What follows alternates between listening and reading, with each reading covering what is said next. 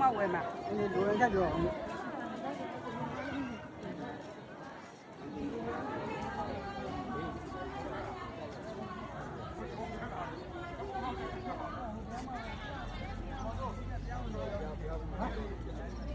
ပြေးနေတော့ပြေးကြတယ်နော်ပြေးကြတယ်မနေ့ကကြားတာပေါ့ဒါမှသူတို့ပြလိုက်ပါအောင်နော်ဘုမလည်းတွေ့ရတယ်ပြီးတော့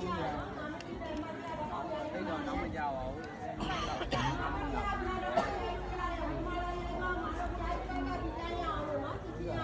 ယ်လိုဘယ်သူကျွန်တော်တို့ဒီပြိုင်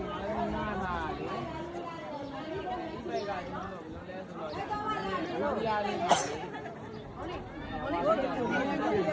ရှာနေမှာကျောင်းကမရောက်သေးဘူးလို့ရပြီဒီမှာဒီနေ့15မိနစ်တော့ခလေးနောက်ကျတော့ကိုစင်းရပါလေရ